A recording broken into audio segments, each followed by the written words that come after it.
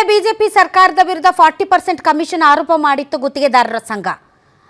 ಈಗಿರುವ ಕಾಂಗ್ರೆಸ್ ಸರ್ಕಾರದ ಮೇಲೂ ಕೂಡ ಕಮಿಷನ್ ಆರೋಪ ಮಾಡ್ತಾ ಇದೆ. ಆದರೆ ಈಗ ಸ್ವತಃ ಗುತ್ತಿಗೆದಾರರ ಸಂಘದ ಗೌರವಾಧ್ಯಕ್ಷರ ವಿರುದ್ಧನೇ ಕಮಿಷನ್ ಆರೋಪ ಬಂದಿದೆ. ಅಮಾನತಾದ ಬಳಿಕ ಮೊದಲ ಬಾರಿಗೆ ಜಗನ್ನಾಥ್ ಪ್ರತಿಕ್ರಿಯೆ ಕೊಟ್ಟಿದ್ದಾರೆ. ಬನ್ನಿ ಅವರು ಏನು ಹೇಳಿದ್ದಾರೆ ಕೇಳೋಣ.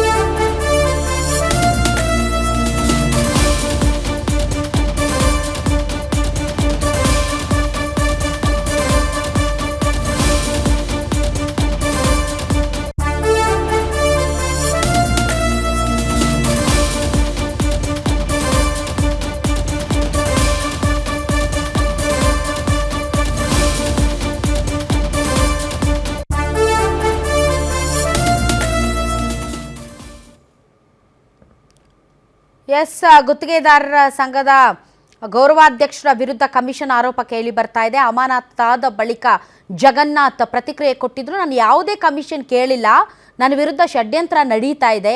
ನಮ್ಮ ಗುತ್ತಿಗೆದಾರರ ಬಳಿನೇ ನಾನ್ಯಾಕೆ ಕಮಿಷನ್ ಕೇಳಲಿ?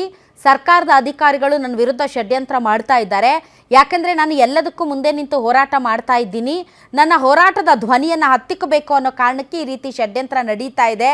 ನಾನು ಇದನ್ನು ಇಲ್ಲಿಗೆ ಬಿಡೋದಿಲ್ಲ, ನಾನು ಕೆಂಪಣ್ಣನವರ ರೀತಿಯಲ್ಲಿ ಹೋರಾಡ್ತೇನೆ ಅಂತ ಗ್ಯಾರಂಟಿ ನ್ಯೂಸ್ಗೆ ಸಂಘದ ಗೌರವಾಧ್ಯಕ್ಷ ಜಗನ್ನಾಥ್ ಶೇಖ್ಜಿ ಸ್ಪಷ್ಟನೆ ಕೊಟ್ಟಿದ್ದಾರೆ. ಬನ್ನಿ ಜಗನ್ನಾಥ್ ಅವರು ಏನು ಸ್ಪಷ್ಟನೆ ಕೊಟ್ಟಿದ್ದಾರೆ ಅನ್ನೋದನ್ನ ನೋಡೋಣ. ಸರ್, ಈಗ ಹಿಂದೆ ನಿರಂತರವಾಗಿ ಹೋರಾಟ ಮಾಡ್ತಾ ಬಂದಿರೋ ಕಮಿಷನ್ ದಂಧೆ ವಿರುದ್ಧ ಈಗ ಸದ್ಯ ನಿಮ್ಮ ವಿರುದ್ಧನೇ ಕಮಿಷನ್ ಆರೋಪ ಕೇಳಿ ಬಂದಿರುವಂಥದ್ದು, ಏನು ಹೇಳ್ತೀರಾ ಸರ್? ಬೇಕಾದ್ ಮಾಡಿ ಸರ್, ಕಮಿಷನ್ ಆರೋಪನ ಕೇಳಿಲ್ಲ, ಅವಶ್ಯಕತೆ ಇಲ್ಲ. ಕಮಿಷನ್ ಅದು ಕೇಳೋದನ ಏನದೇನ್ರಿ, ನಾ ಅಲ್ಲಿ ಟೆಂಡರ್ನೂ ಹಾಕಿಲ್ಲ, ಏನು ಅದಕ್ಕೆ ಸಂಬಂಧ ನನಗೆ ಸಂಬಂಧ ಇಲ್ಲ. ಒಟ್ಟಿ ನಾ ಅದು ಕೇಳಿಲ್ಲ. ಬೇಕು ಷಡ್ಯಂತ್ರ ಮಾಡ್ಯಾರ ಅಂತ ಏನ್ರಿ? ಯಾಕೆ ನಿಮ್ಮ ವಿರುದ್ಧ ಯಾಕೆ ಷಡ್ಯಂತ್ರ ಮಾಡಿದ್ರಿ? ಯಾಕಂದ್ರೆ ನಮ್ಮಲ್ಲಿ ಏನು ಮಾಡತ್ತೀನಿ ನಾ ಟೆಂಡರ್ ಇವರೆಲ್ಲ ಕಾಂಪ್ರಮೈಸ್ ಆಗಿ ನಮ್ಮ ಕಾಂಟ್ರಾಕ್ಟರ್ ಇದಾರೆ, ಎಲ್ಲೇ ಹೋಗಿ ಕಾಂಪ್ರಮೈಸ್ ಮಾಡ್ಕೊಂಡು ಯಾರಿಗೆ MLA ಮಾತಾಡ್ಕೊಂಡು ಫಿಕ್ಸ್ ಮಾಡ್ಕೊಂಡು ಬರ್ಲಿಕ್ಕತ್ತಾರ. ಅದಕ್ಕಿಂತ ನಾವು ವೃತ್ತಿ ಕಡ್ಲಿಕ್ಕತ್ತಪ್ಪ, ಕಾಂಪಿಟೇಷನ್ ಮಾಡಿರಿ. ಯಾರು ಕಾಂಪಿಟೇಷನ್ ಮಾಡ್ತಾರೋ ಅವ್ರು ಲೆಸ್ ಯಾರು ಆಗ್ತಾರೆ ಟೆಂಡರ್ ತರೋ. ಅದಕ್ಕೆ ನಾನು ಹಿಂದಿದ್ದೀನಿ ಅಂತ ಹೇಳಿ ಅದಕ್ಕೇನದ ಅದು ಯಾವ ಕಾಂಟ್ರಾಕ್ಟ್ರೂ ಸಹನಿಲ್ಲ, ನಮ್ದು ಏನದ ಲೀಡರ್ಗಳಿಗೂ ಸಹನಿಲ್ಲ. ನಮ್ಮ ಬರೋ ರೊಕ್ಕ ಏಮೇ ಕೆಡಿಸಕತ್ತಲ್ಲ ಕಾಂಪಿಟೇಷನ್ ಮಾಡಿ ಲೆಸ್ ಆದ್ರೆ ಅದು ಕೊಡಲ್ಲ ನಾವು ಏನ್ರಿ. ಈಗ 10-12% ನಡೆದದ ಒಂದು ಟೆಂಡರ್ ತೊಗೋಬೇಕಂತಂದ್ರೆ ಏನ್ರಿ ಸಂಬಂಧಪಟ್ಟ ಶಾಸಕರಿಗೆ. ಲೆಸ್ ಆಗಿದೆವು ಅಂದ್ರೆ ಕಡಿಮೆ ರೀ, ಕಾಂಪಿಟೇಷನ್ ಮಾಡಿದೆವು ಅಂದ್ರೆ 4-5% ಹತ್ತದ. ಅವ್ರ ಬರೀ ಕೇಳೋಕೆ ಹೋದ್ರೆ 10% 12% ಇಲ್ಲದೆ ಟೆಂಡರ್ ಸಿಗಲ್ಲ ನಮಗೆ. ಕಾಂಪಿಟೇಷನ್ ಮಾಡಿದೆವು 4-5%ದಾಗ ಆಗ್ತದೆ. ಅದಕ್ಕೆ ಕಾಂಪಿಟೇಷನ್ ಮಾಡೋಕೆ ಹಚ್ಚಕತ್ತೀನಿ ಎಲ್ಲ ಕಡೆ.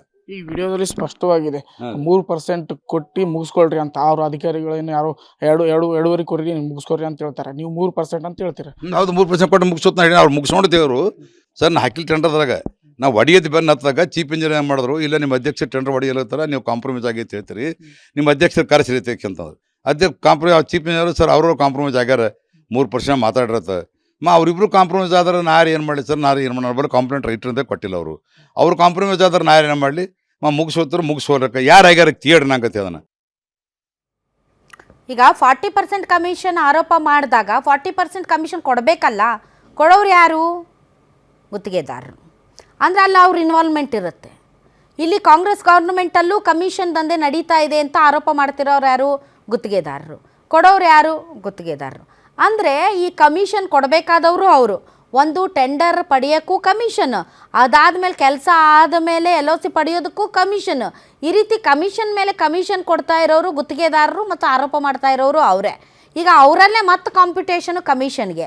ಅದು ಈಗ ವಿಡಿಯೋ ವೈರಲ್ ಆಗಿದೆ. ಇದು ಇನ್ನೊಂದು ಲೆವೆಲ್ಗೆ ಹೋಗ್ತಾ ಇದೆ.